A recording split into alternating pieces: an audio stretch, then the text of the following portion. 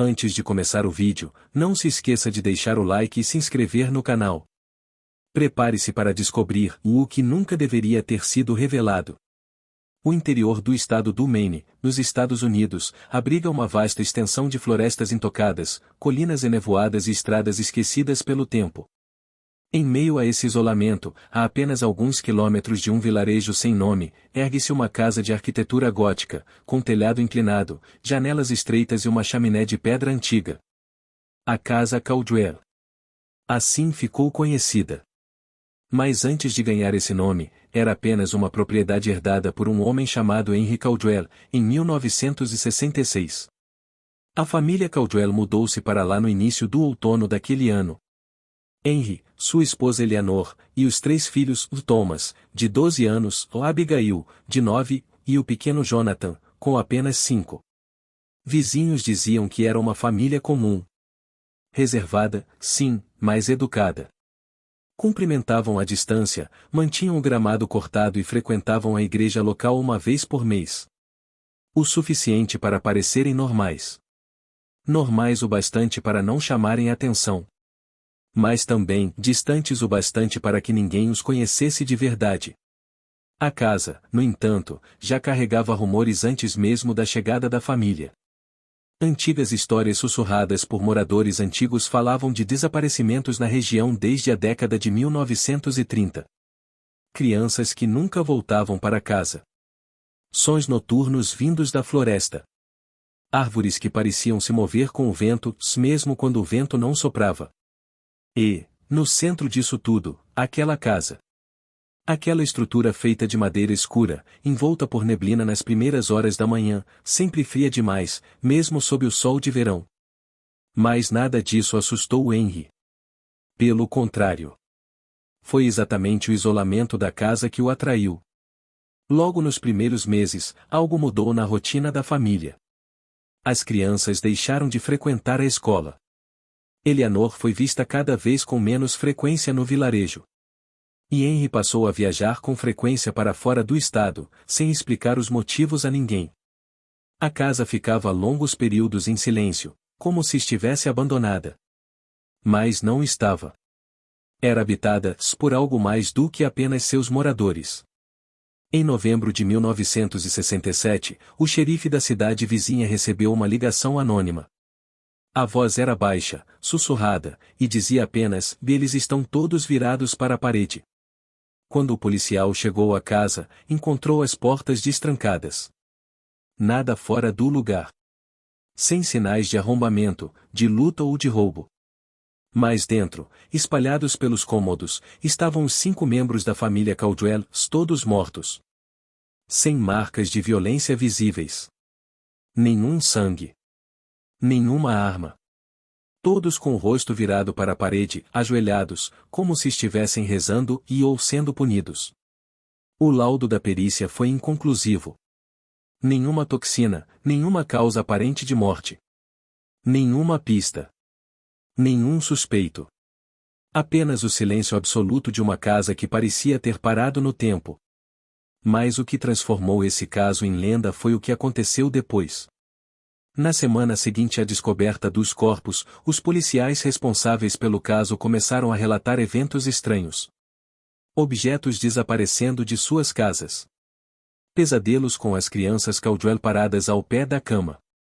Um dos agentes foi encontrado em estado catatônico, repetindo a mesma frase: eles ainda estão de pé. Ainda estão ali. Olhando a parede. A casa foi lacrada. Ninguém quis saber de comprar ou sequer alugar. Até que, nos anos 1980, um grupo de estudantes universitários, interessados em fenômenos paranormais, resolveu investigar a fundo o que teria acontecido ali. Passaram apenas uma noite na casa. No dia seguinte, um deles havia desaparecido. Os outros 2 foram encontrados a quilômetros dali, andando pela estrada, sem sapatos, com os olhos fixos no horizonte. Nenhum deles lembrava do que havia acontecido. A imprensa local começou a cobrir o caso com mais intensidade. Manchetes sensacionalistas falavam em A Maldição da Família Caldwell, A Casa dos Mortos em Pé, ou O Último Ritual do Maine. Mas quanto mais se falava, mais as perguntas se acumulavam. Quem era Henri Caldwell, realmente? Por que a casa parecia resistir ao tempo, madeira intacta, pintura sempre escura, janelas que nunca quebravam? E por que ninguém conseguia passar uma noite ali sem enlouquecer? Um historiador local, fascinado pelo caso, mergulhou em registros antigos da cidade e descobriu que aquela casa fora construída em 1894 por um homem chamado Elias Marro, um ocultista que fora expulso da Europa por práticas consideradas profanas. Há registros de que Elias realizava rituais dentro da casa, supostamente para retirar a alma do corpo sem matar o hospedeiro. O culto que ele liderava teria desaparecido misteriosamente em 1902, pouco depois de um incêndio que destruiu a ala sul da propriedade. Mas o que mais chamou a atenção foi a planta original da casa.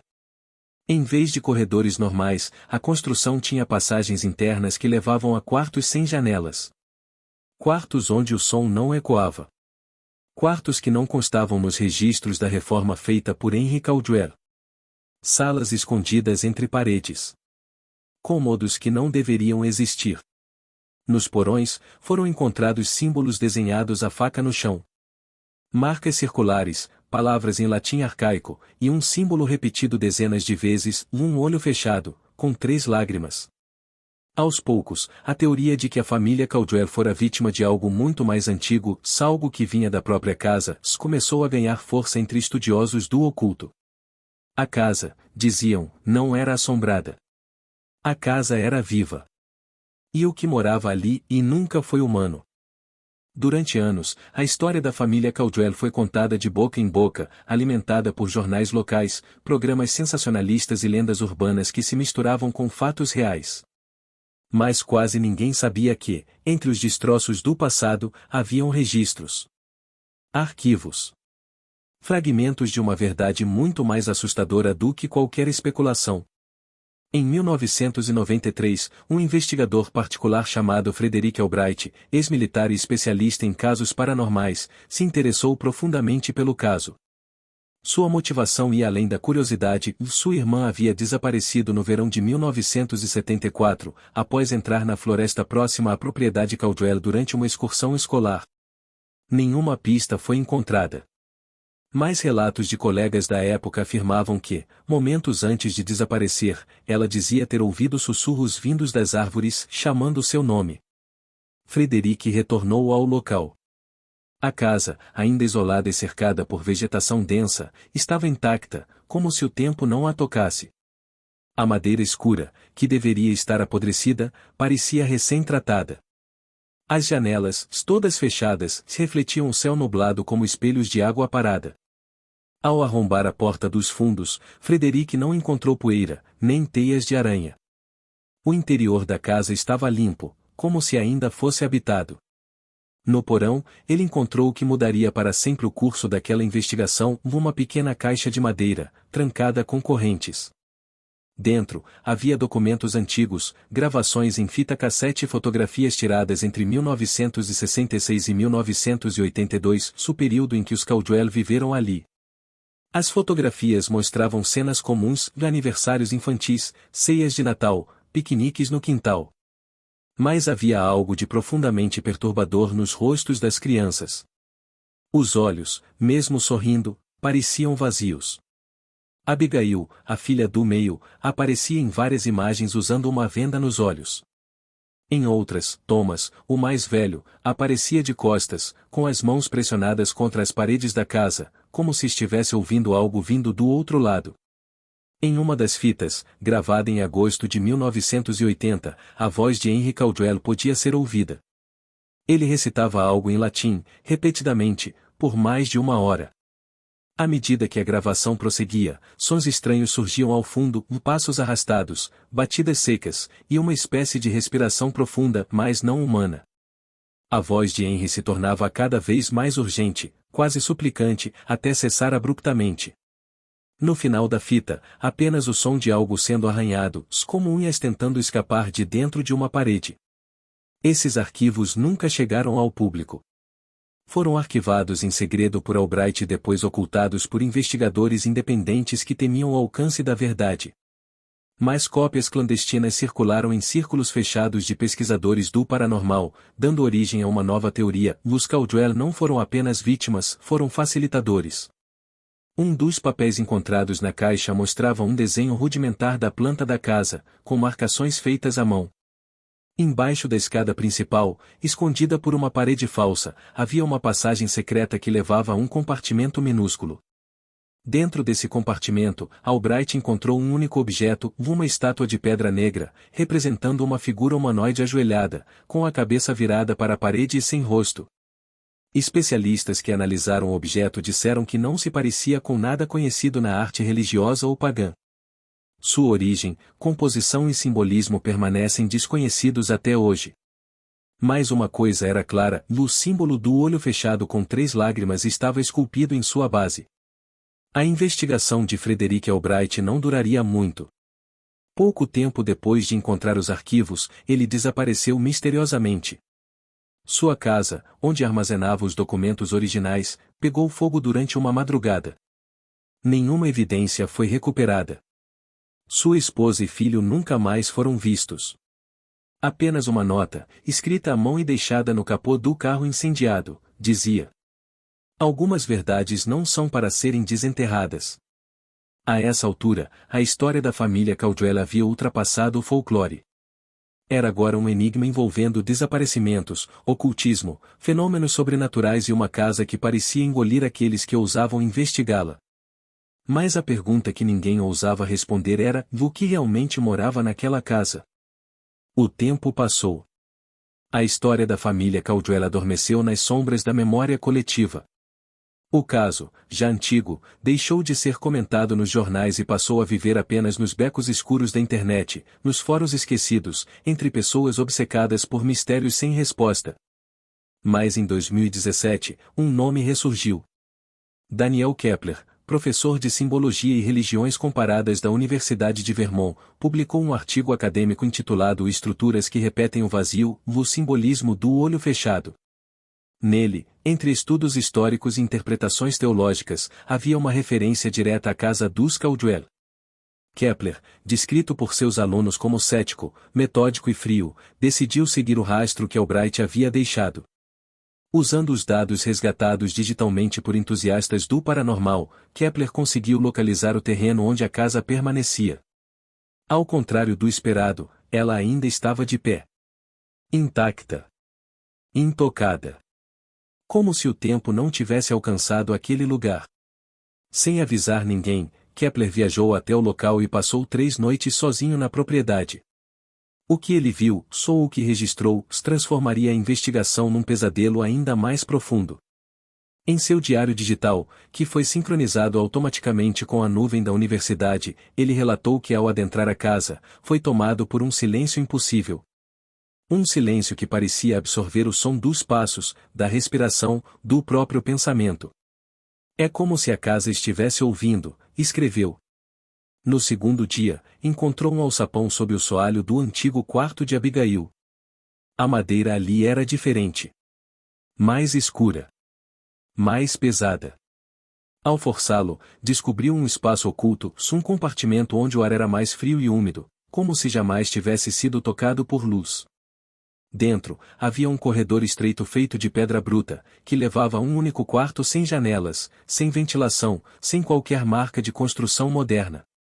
Apenas um cômodo vazio, com as paredes cobertas de símbolos riscados com pregos enferrujados. No centro do quarto, uma marca circular no chão. Como se alguém tivesse se ajoelhado ali por anos. Kepler batizou esse local de o quarto cego. A sensação, segundo ele, era de ser observado, não com olhos humanos, mas com algo antigo e impessoal. Ele descreveu a pressão em sua mente, como se pensamentos não seus estivessem tentando se infiltrar. Sons tênues, como se unhas estivessem raspando o teto, a terra e os ossos debaixo dele. Na madrugada do 3º dia, o diário foi interrompido abruptamente. As últimas linhas escritas foram: "Entendi agora. A casa não é maldita. Ela é um portal. E o sangue é a chave." Kepler desapareceu. Seu carro foi encontrado a mais de 50 quilômetros da casa, abandonado em uma estrada florestal.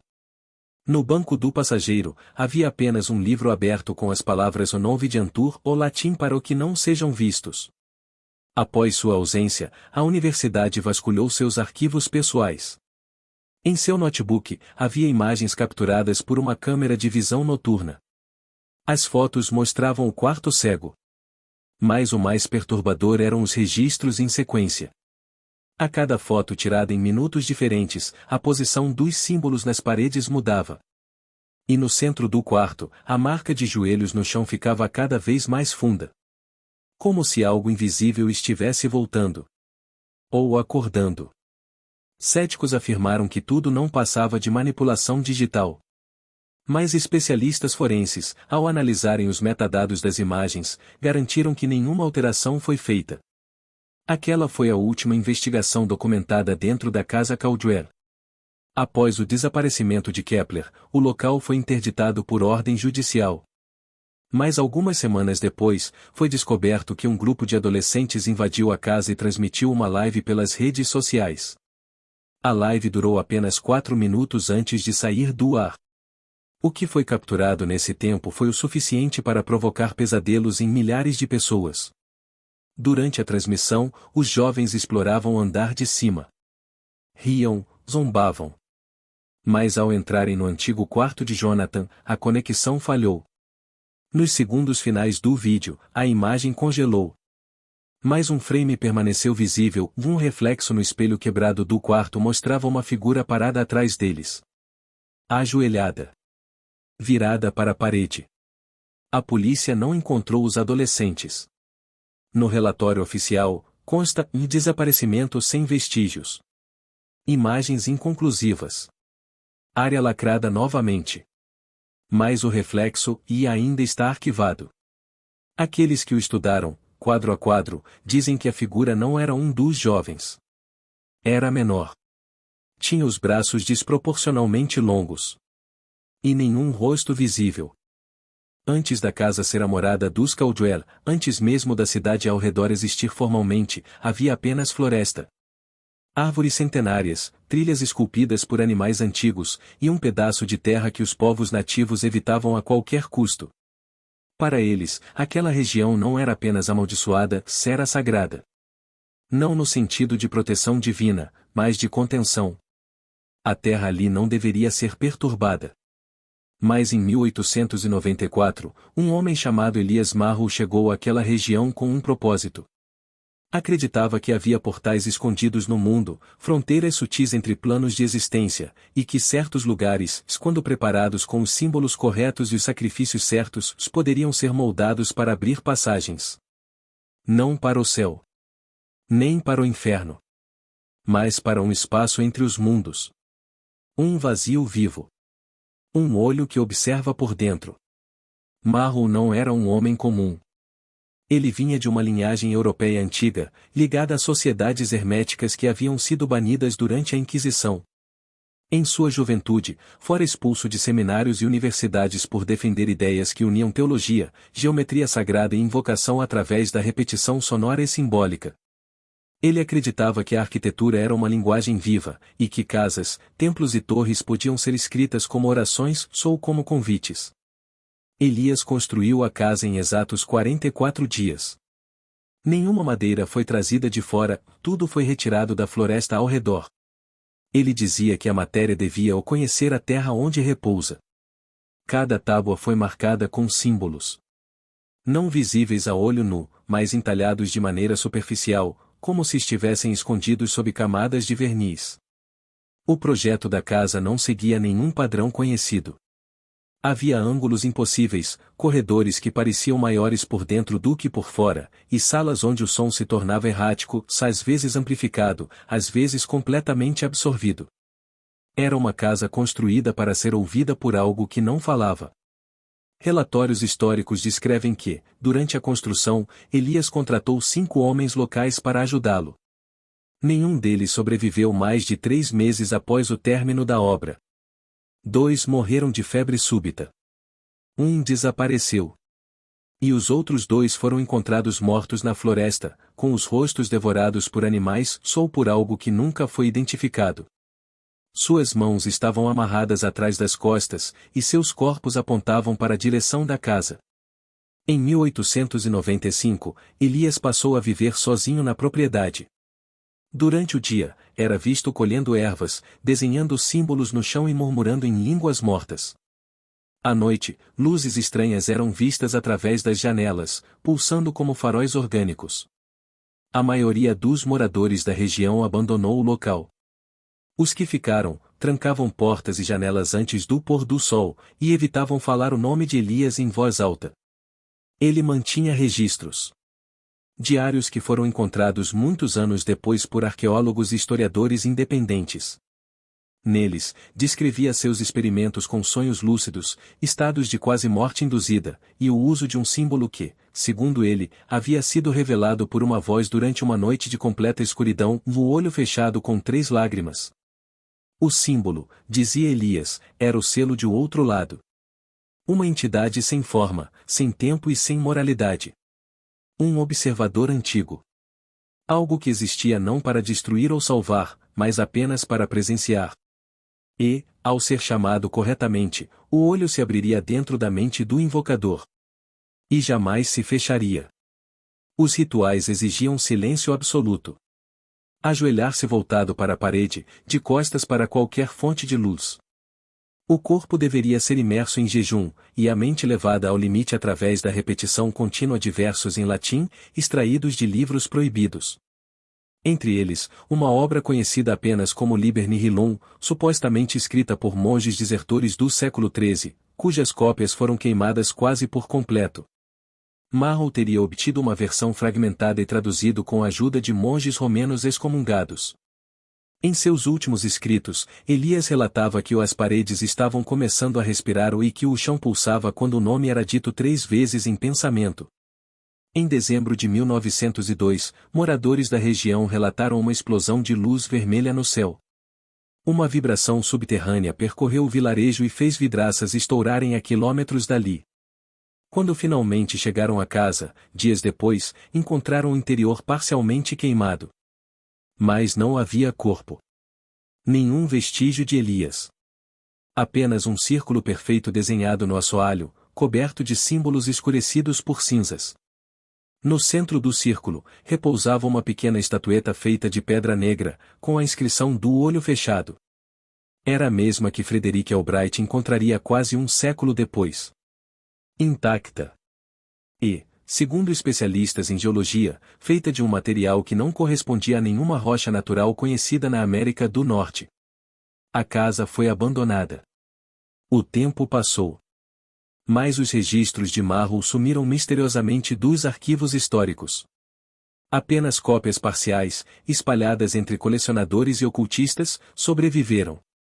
E mesmo esses fragmentos causavam efeitos estranhos em quem os lia por tempo demais.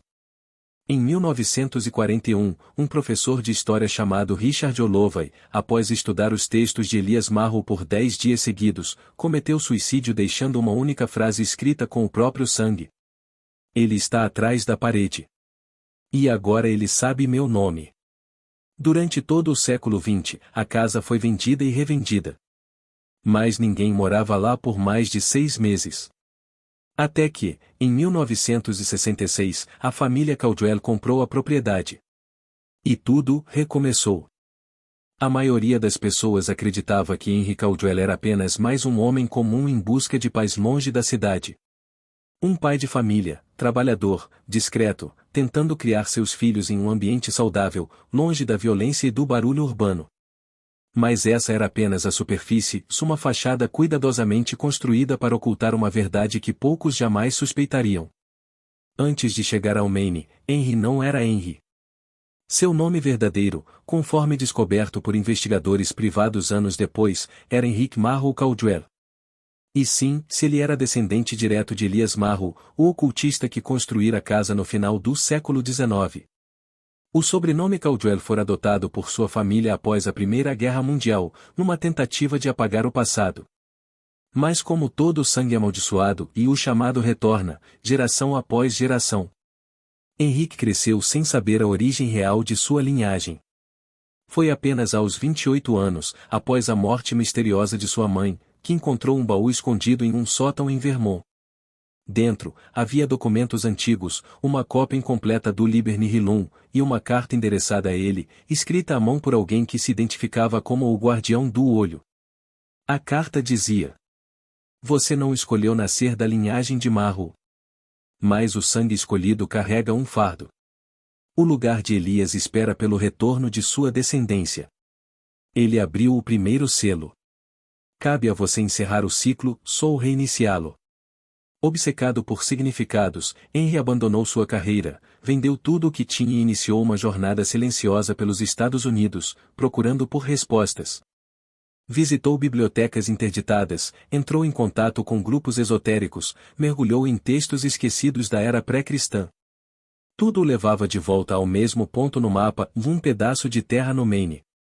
Ele encontrou a casa em 1965, listada como propriedade rural sem valor comercial, pertencente ao Estado. Comprou por uma quantia simbólica. Ninguém questionou. Ninguém quis saber. A mudança para lá com a esposa, Eleanor, e os filhos, Thomas, Abigail e Jonathan, foi feita com ares de recomeço.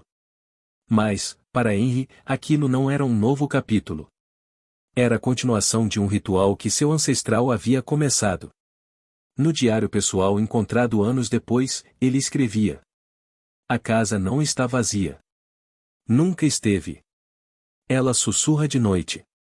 Me chama pelo nome antigo que nunca falei a ninguém. Às vezes vejo Elias nos espelhos, com os olhos costurados, apontando para a parede. Às vezes vejo versões de mim.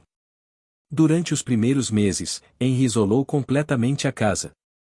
Mandou cobrir as janelas com cortinas pesadas, reforçou os porões, reconstruiu o quarto oculto que Elias chamava de a Câmara do Silêncio, e reaplicou os símbolos originais, agora com o próprio sangue.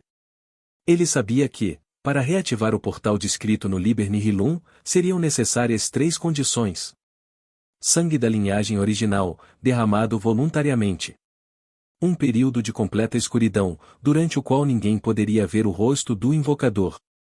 A presença de 5 corpos humanos virados para a parede, simbolizando os 5 sentidos negando o mundo visível. Aos poucos, Henry preparou tudo. Sua esposa, Eleanor, começou a se tornar silenciosa. Era vista no vilarejo apenas vagamente, com roupas cada vez mais longas, o olhar sempre baixo. Alguns relatavam que ela parecia medicada. Outros diziam que ela simplesmente havia desistido de resistir. As crianças, outrora barulhentas, tornaram-se espectros. Thomas começou a andar apenas de costas, como se seguisse alguém que ninguém mais via. Abigail parou de falar completamente, comunicando-se apenas com desenhos, todos representando o mesmo símbolo do olho fechado. Jonathan, o mais novo, desenvolveu uma aversão obsessiva por luz e escondia-se sob cobertores, quebrava lâmpadas, cobria espelhos. E então veio a noite final. Outubro de 1982. No exato aniversário de 90 anos do desaparecimento de Elias Marro, Henry acordou às 3h33 da manhã, a hora do espelho. Levou a família até a sala da casa, onde havia recriado o antigo círculo de Elias. Ajoelhou-se. Mandou que todos virassem para a parede. E começou a recitar os versos sagrados. Do lado de fora, a floresta ficou silenciosa. O vento parou. Os animais cessaram seus ruídos. As árvores pareceram se inclinar. Ninguém sabe exatamente o que aconteceu dentro daquela casa nas horas seguintes. Mas vizinhos afirmam ter ouvido um som agudo, como uma prece distorcida, vindo de dentro da terra. Outros disseram ver uma figura feita de sombra atravessar o campo, indo em direção à casa e não voltando. No fim, os 5 estavam mortos. Todos ajoelhados, rostos contra a parede, corpos sem marca alguma. Mas havia algo estranho no chão da sala, pegadas de alguém descalço, saindo do círculo e mais sem nenhum corpo correspondente. Henry Caldwell, ou Henrique Marro, não estava entre os corpos. Ele nunca mais foi visto. A teoria mais aceita entre os estudiosos do caso é de que Henry abriu o portal com sucesso. Que Elias falhou em 1902, mas Henry concluiu o ritual. E que, ao fazê-lo, atravessou a fronteira entre os mundos. Mas atravessou, e sozinho? Ou trouxe algo de volta? Após a descoberta dos corpos da família Caldwell, ajoelhados e com o rosto voltado para a parede, as autoridades do condado do interior do Maine declararam o caso oficialmente uma morte coletiva por causas não determináveis. Mas a verdade por trás dos relatórios internos era muito mais complexa e perigosa. Os policiais que entraram primeiro na casa na manhã de 10 de outubro de 1982 saíram de lá com olhares vazios. 3 deles se aposentaram por invalidez psicológica nas semanas seguintes. Um quarto, o oficial Robert Dandridge, desapareceu apenas 48 horas após a ocorrência. Seu corpo nunca foi encontrado, mas suas botas foram achadas no campo atrás da casa, lado a lado, limpas, como se tivessem sido deixadas ali de forma ritualística. O xerife do condado pediu auxílio estadual. Mas o que ele recebeu foi algo muito diferente. Em questão de dias, homens sem identificação chegaram ao vilarejo. Eles não vestiam uniformes, não se apresentavam e não deixavam registros. As viaturas do governo estadual foram substituídas por veículos pretos, com placas cobertas de lama propositalmente. Selaram a casa Caldwell com cordões de isolamento e ordenaram o apagamento de todos os arquivos públicos relacionados ao caso. Moradores que tentaram se aproximar foram ameaçados. A imprensa local, pressionada, recuou. Qualquer menção ao ocorrido era rapidamente abafada. O caso Caldwell desapareceu dos registros oficiais, como se nunca tivesse acontecido. Mas o que realmente justificava tal operação? Nos bastidores, algumas poucas testemunhas que trabalhavam como estagiários no setor forense afirmaram ter visto relatórios confidenciais sobre o que foi encontrado dentro da casa. Um dos arquivos, hoje apenas descrito por fragmentos resgatados digitalmente por grupos independentes, dizia: objeto desconhecido presente no quarto do filho mais novo. Estrutura humanoide parcialmente incorpórea. Flutuação entre os estados de visibilidade. Não reage à luz nem ao som. Permanece ajoelhado, imóvel, voltado à parede. Apresenta campos eletromagnéticos pulsantes. Esse ser, sua manifestação, foi classificado como entidade passiva classe 3, o que, segundo protocolos não oficiais de análise de anomalias, significa não hostil por padrão, mas instável. Capaz de influenciar a mente humana por proximidade. Potencial ligação com outra dimensão ou plano existencial. Nos meses seguintes, a cidade registrou um aumento exponencial em desaparecimentos não solucionados.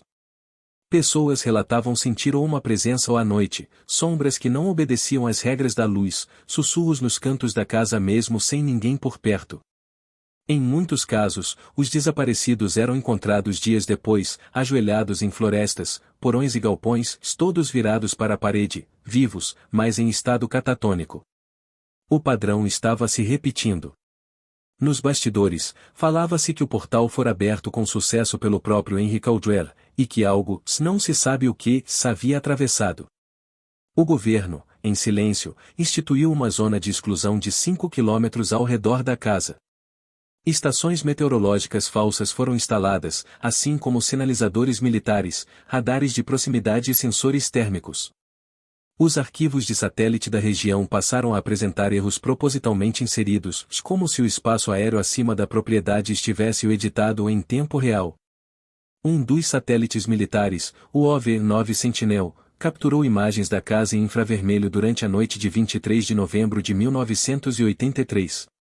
Na imagem térmica, era possível ver várias figuras ajoelhadas ao redor da casa, mesmo que a região estivesse oficialmente desabitada. Nenhuma dessas figuras foi vista no espectro visual comum. O relatório da análise foi arquivado sob a classificação confidencial e sombras vividas. Em paralelo, uma divisão obscura conhecida apenas como Unidade 731B, teoricamente extinta após a Guerra Fria, foi reativada e designada para estudos na área. Essa unidade, segundo arquivos vazados décadas depois, era responsável por investigações de fronteiras paranormais, o que incluía objetos malditos, casas com distorções temporais e aparições de origem desconhecida. A equipe da 731B instalou sensores dentro da casa, câmeras infravermelhas e até microfones ultrassensíveis. O que captaram ultrapassa a compreensão comum. Sinais de batimentos cardíacos no porão, mesmo sem corpos presentes. Sons respiratórios sincronizados com picos de energia nas paredes. Sinais de linguagem não identificada, emitidos por uma frequência baixa demais para o ouvido humano, mas audível por animais, o que explicaria o comportamento violento de cães próximos à área. Mas o mais perturbador de tudo foi uma gravação obtida por uma câmera interna deixada acidentalmente ligada por 24 horas. O vídeo mostrava a sala principal da casa, completamente vazia. Ao longo das horas, nada acontecia e até que, aos 33 minutos do arquivo, uma figura escura aparece no canto da tela. Não entra pela porta.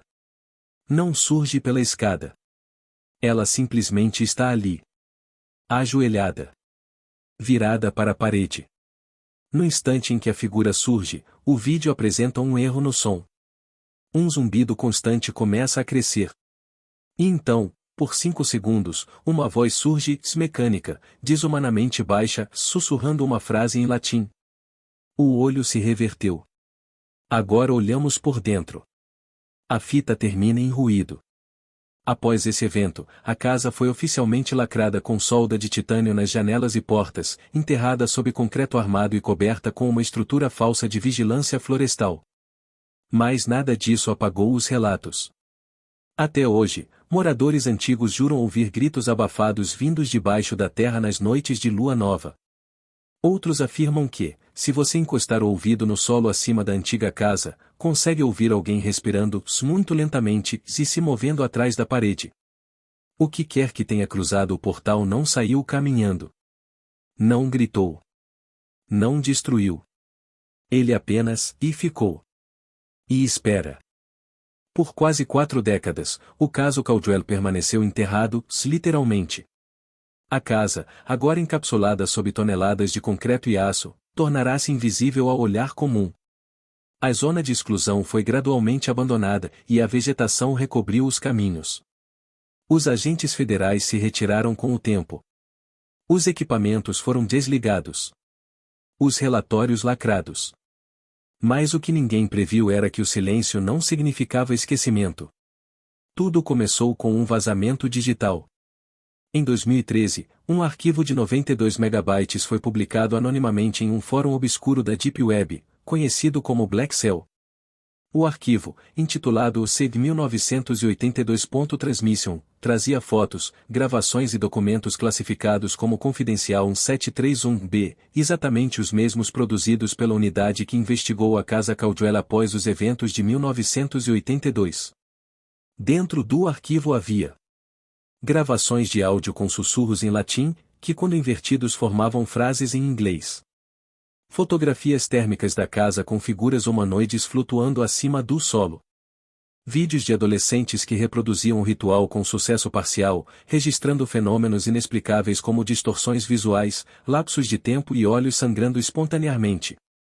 E um manuscrito escaneado, atribuído a Elias Marro, contendo novos símbolos nunca antes divulgados, supostamente parte de um segundo ritual, incompleto. O material viralizou em nichos específicos da internet. Em menos de 3 semanas, milhares de pessoas haviam baixado e replicado os áudios e símbolos. Grupos de ocultismo underground passaram a se reunir online, e com o tempo, começaram a surgir em cidades grandes como Boston, Chicago e Los Angeles cultos silenciosos dedicados ao chamado olho interior. Esses cultos não vestem túnicas, não usam velas. São discretos. Usam linguagem codificada, encontros por videochamadas criptografadas, e realizam rituais em apartamentos, galpões e esgotos abandonados. A principal prática consiste em ajoelhar-se de frente para a parede, entoando em voz baixa o nome Henrique Marro, enquanto tocam trechos dos áudios originais da casa. As consequências disso logo começaram a aparecer. Hospitais psiquiátricos registraram casos de colapsos nervosos em jovens sem histórico de transtornos. Todos com o mesmo padrão, olhos secos, vozes falhas, e comportamento de repetição obsessiva. A maioria era encontrada ajoelhada, encarando paredes por horas, ou dias, sem mover um músculo. Quando perguntados, repetiam frases como: "Ele está olhando de dentro. A parede não é parede. O chão pulsa. O silêncio tem nome." Em um dos casos mais documentados, uma jovem de 19 anos foi levada a um hospital em Kansas City após passar 3 dias trancada em seu quarto, ajoelhada diante do espelho coberto com um pano preto. Ao ser examinada, não reagia a estímulos. Mas durante uma madrugada, começou a raspar as paredes com as unhas, formando o símbolo do olho fechado, perfeitamente simétrico. Psiquiatras classificaram o caso como psicose induzida por exposição ritualística. Mas um dos médicos que a tratou, em declaração extraoficial, afirmou: "Aquilo não era psicose. Era uma conexão. Ela sabia de coisas que ninguém sabia. Inclusive sobre mim. Ela me descreveu, sem nunca ter me visto, ajoelhado aos 5 anos de idade, diante de um armário, após um sonho. E o pior, ela sabia o que eu sonhei naquela noite." Após o caso viralizar em fóruns conspiratórios, uma nova onda de possessões simbólicas começou a se espalhar. Não posses demoníacas como as conhecidas da tradição católica. Eram silenciosas. Sem gritos, sem olhos revirando. Eram apagamentos de identidade. As vítimas permaneciam lúcidas, mas não estavam mais ali. Respondendo por gestos, sorrisos vazios, e longas pausas olhando para a parede. O que os estudiosos chamaram de o estado de escuta interior. Esse fenômeno chamou a atenção da nova Divisão de Segurança Paranormal dos Estados Unidos, CNSP-45, criada discretamente após o vazamento. Em seus primeiros relatórios públicos, a NSP confirmou que havia atividades meméticas de alto risco relacionadas ao caso Caldwell. Mas o que realmente preocupava não era apenas o vazamento do conteúdo, e sim a possibilidade de que o símbolo estivesse agindo como chave viral, reabrindo gradualmente o portal de dentro das consciências humanas. Ou seja, o ritual não precisava mais da casa física. Ele agora existia na mente coletiva. E quanto mais pessoas olhavam, escutavam ou desenhavam o símbolo, e mais o olho se abria. Em 2021, um vídeo postado acidentalmente em uma rede social de vídeos curtos mostrava uma jovem dançando em seu quarto. Ao fundo, havia uma figura escura ajoelhada diante da parede, imperceptível à primeira vista. O vídeo viralizou com piadas. Mas ao ser analisado em alta definição, notou-se que a figura não projetava sombra. E em quadros isolados, era possível ver que ela piscava em sincronia com as piscadas da garota, mesmo sem olhos. 2 dias depois, a jovem desapareceu. Seu quarto foi encontrado intacto. Exceto por uma coisa. No espelho, desenhado com o dedo, havia o olho fechado. Gotejando 3 lágrimas. Durante décadas, ocultistas modernos e estudiosos de teologia marginal tentaram decifrar o símbolo deixado por Elias Marro. O olho fechado com 3 lágrimas. No início, achavam que eram apenas marcas decorativas, um elemento de estilização esotérica.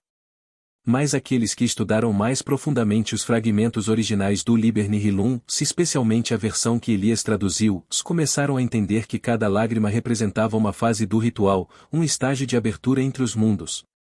Os textos, traduzidos parcialmente, descrevem: a primeira lágrima abre a escuta. A segunda lágrima abre a visão. A terceira lágrima, e desfaz o limite.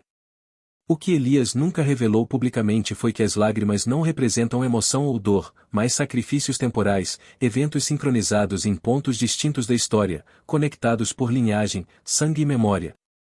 Para que o portal abrisse de forma plena, de forma irreversível, 3 manifestações deveriam ocorrer. E agora, no presente, as 3 lágrimas parecem já ter se derramado. O sacrifício da família Caldwell foi o primeiro selo. 5 corpos ajoelhados, sangue da linhagem original, rituais completados. A casa ativou seu núcleo espiritual. O chão pulsou. O olho se abriu, pela escuta. Testemunhas relatavam sons que não vinham de fora, mas de dentro das paredes. Ecos de vozes familiares, memórias que nunca viveram, choros de crianças que jamais nasceram. Era o primeiro estágio, o portal se abriu na mente. Essa lágrima se manifestava nas vítimas por perda de identidade auditiva e incapacidade de reconhecer a própria voz. Algumas ouviam seus nomes sendo sussurrados por objetos inanimados. Outras ouviam palavras inexistentes e ditas por espelhos. O vazamento digital do arquivo SEG 1982.transmission foi mais do que um acidente, foi a manifestação espontânea da segunda lágrima. Com milhares de pessoas replicando os símbolos, ouvindo os áudios, repetindo o nome de Elias e Henry, o olho se abriu pela visão. Vítimas começaram a relatar presenças visíveis e sombras humanas que apareciam ajoelhadas em cantos de cômodos. Pessoas afirmavam ver rostos estranhos em espelhos, mas somente no canto do olho. Quando olhavam diretamente, nada havia. Essa fase abriu a percepção cruzada, se imagens de outros mundos sobrepostas ao nosso. A realidade começou a se desfazer nas bordas. E o portal ampliou sua fenda. No dia 23 de abril de 2025, diversas estações astronômicas independentes captaram um fenômeno raro nos céus do hemisfério norte, um eclipse parcial invertido, com anomalias magnéticas e luzes vermelhas pulsando em baixa frequência acima do estado do Maine. Imagens capturadas por drones mostravam uma formação em espiral escura nas nuvens, com um ponto fixo de sombra exatamente sobre o local da antiga Casa Caldwell. Nenhum avião pôde sobrevoar a região por 6 horas. Às 3h33 da madrugada, moradores relataram que o chão vibrou. Os pássaros pararam de cantar. E uma voz, sem fonte, foi ouvida nas redondezas, murmurando em latim: "É chegada a hora. O olho está completo. Abram." A terceira lágrima caiu. E com ela, o limite entre os mundos começou a desfalecer. Entre os manuscritos encontrados por pesquisadores na Romênia, parte de um texto original atribuído ao próprio Elias antes da construção da casa, havia uma página separada com uma última advertência. Ela dizia: "Quando o sangue da linhagem for derramado. Quando os mortos ajoelharem. Quando os que não existem forem vistos. O olho estará completo. Mas lembrem-se, o olho não vê como os homens. O olho observa para devorar. E o mundo será visto por dentro. Para nunca mais retornar." Esse trecho, inicialmente considerado simbólico, agora se revela profético. Grupos ocultistas afirmam que o processo de incorporação do outro lado já começou. Eles não esperam mais um monstro. Nem uma entidade física. O que se manifesta agora é psíquico, coletivo, memético. Um vírus espiritual que contamina pelas imagens, pelas palavras, pelos símbolos. Crianças nascidas após 2025 em áreas próximas ao antigo terreno da casa começaram a apresentar mudanças no comportamento neurológico. Algumas têm crises ao ouvir latim. Outras não falam, apenas olham fixamente para a parede, por horas, todos os dias. Algumas desenham símbolos perfeitamente simétricos aos dos manuscritos de Elias, sem jamais terem sido expostas a eles. Especialistas em neurociência dizem que pode ser uma nova forma de epilepsia. Mas os ocultistas afirmam: eles estão nascendo com o olho já aberto.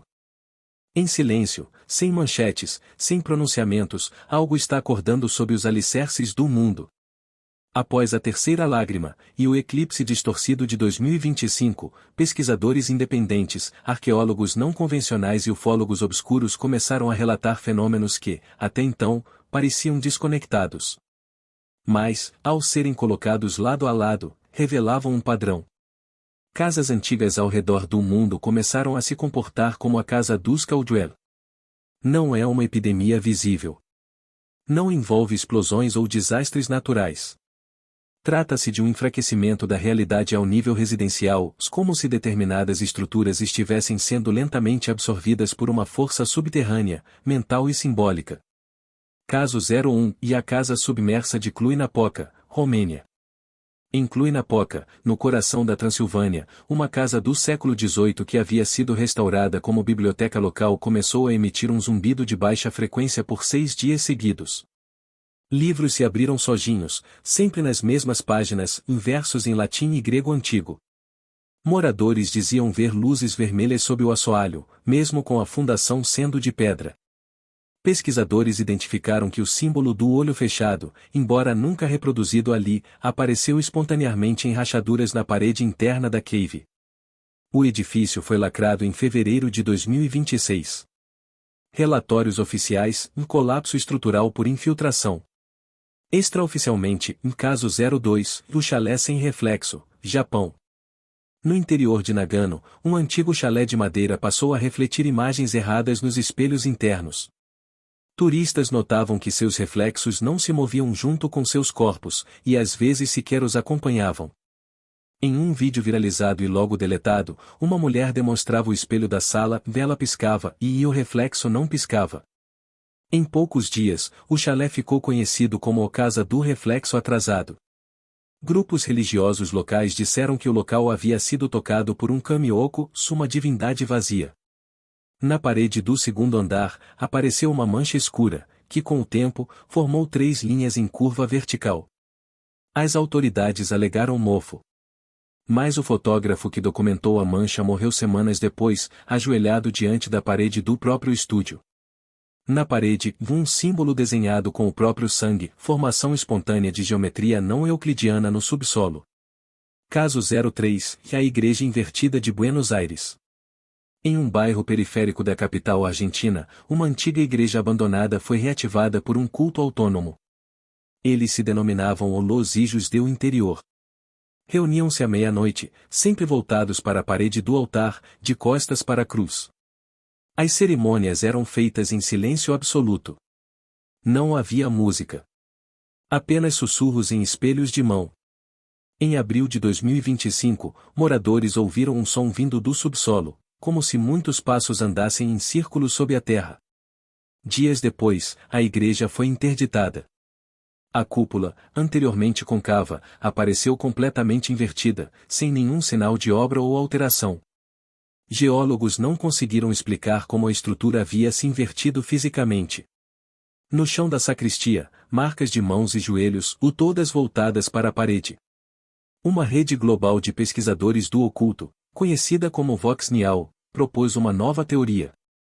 A Casa Caldwell não era um ponto isolado, mas sim um dos muitos núcleos de fronteira espalhados pelo mundo. Lugares construídos em pontos de fricção entre planos de realidade. Elias Marrow não foi o primeiro. Ele foi apenas o primeiro a ativar um núcleo com sucesso completo. A teoria diz que, com as 3 lágrimas completas, os demais núcleos começaram a ser reativados automaticamente. Como se o ritual agora estivesse gravado na psique coletiva da humanidade, operando como um programa memético que se espalha sem precisar ser compreendido, apenas visto ou escutado. Desde junho de 2025, sensores atmosféricos da NASA e de outras agências espaciais privadas vêm registrando anomalias magnéticas em áreas urbanas comuns. Pequenas áreas com distúrbios de gravidade localizados. Variações de tempo em vídeos de segurança, 5 minutos registrados em uma fita de 2. Interferência em comunicações com ruído semelhante ao zumbido gravado na Casa Caldwell. Além disso, aumento global de sonhos recorrentes com os seguintes elementos. Uma casa que muda de lugar. Um homem com os olhos costurados, ajoelhado. Um símbolo com 3 lágrimas. Uma voz feminina que sussurra e a parede está escutando. Estudos em neurociência de sono afirmam que o padrão global de sonhos convergentes nunca havia sido registrado em tal escala.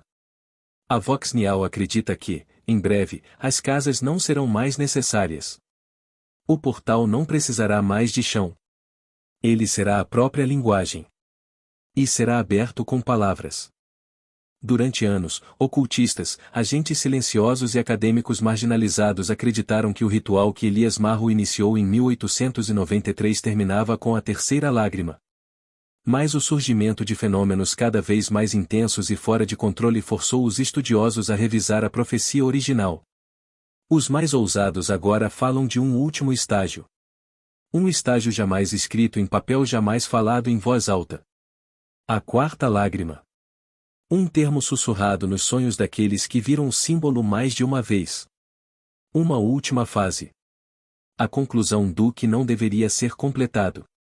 Durante uma investigação independente conduzida em 2026 por um grupo conhecido como Vazio sobre Nós, foi descoberta a existência de um descendente vivo da linhagem de Elias Marru.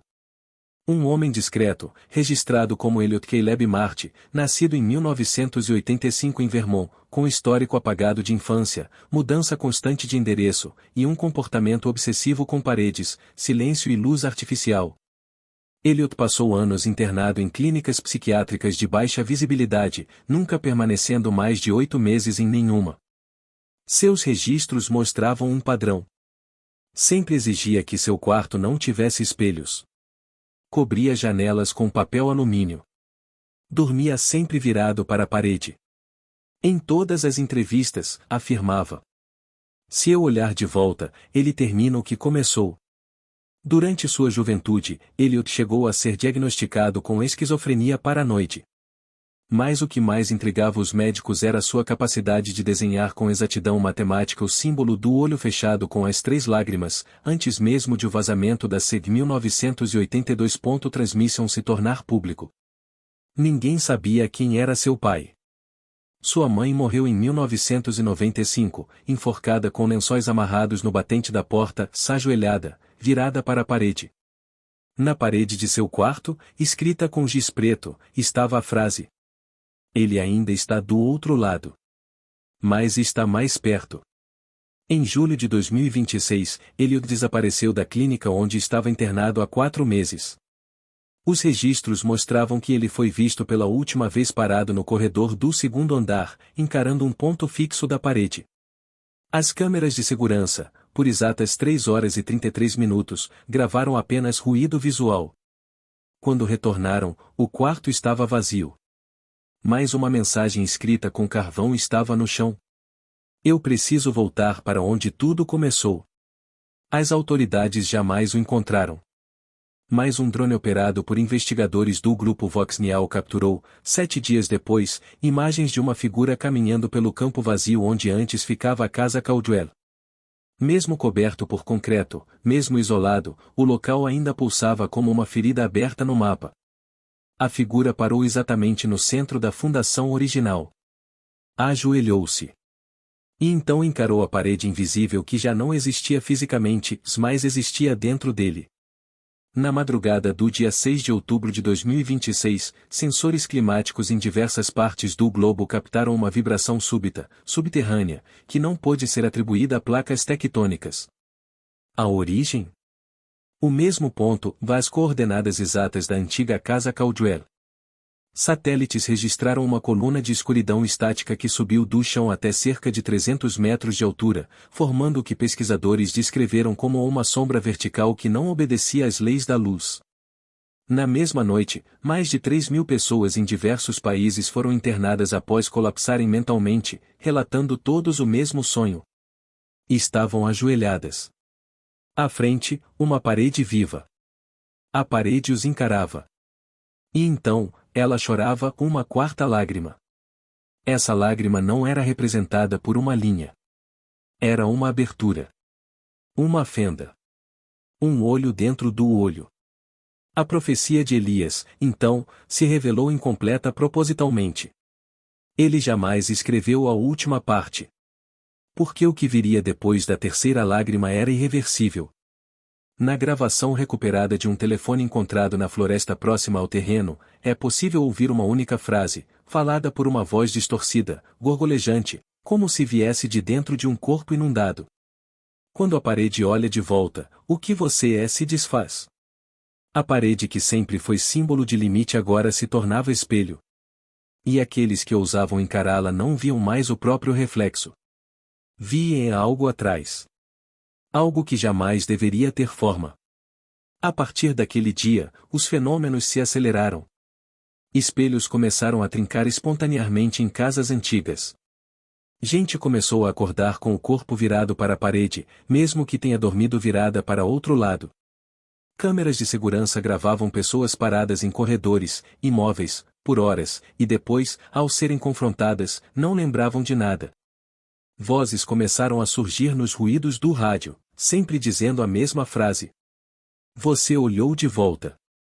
Agora é dele. Estudiosos da Vox Neal afirmam que o mundo cruzou o ponto de retorno. A linguagem foi infectada. A imagem foi absorvida. O olho está agora dentro da mente coletiva. E toda casa onde há uma parede vazia pode ser o novo portal. Uma semana após o evento da quarta lágrima, investigadores encontraram uma filmadora antiga enterrada na floresta, com a bateria milagrosamente ainda funcionando. A gravação continha Elliot Martin ajoelhado. Atrás dele, a sombra da casa Caldwell, mesmo ela não estando mais lá. Ao fundo, algo se movendo dentro da parede invisível. E então, a última frase registrada, sussurrada por Elliot, antes da câmera cair. Ele nunca foi uma coisa. Ele é o espaço entre as coisas. O silêncio entre cada respiração.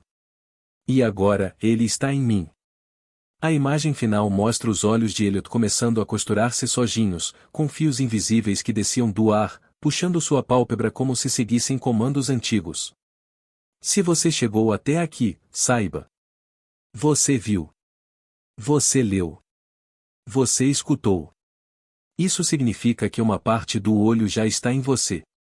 Talvez não hoje. Talvez não nesta noite. Mas em breve, você também sentirá vontade de olhar para a parede por horas. De ficar em silêncio. De repetir os nomes, Elias. Henry. Elliot. E quando o sussurro vier, não responda. Porque a parede já está olhando de volta.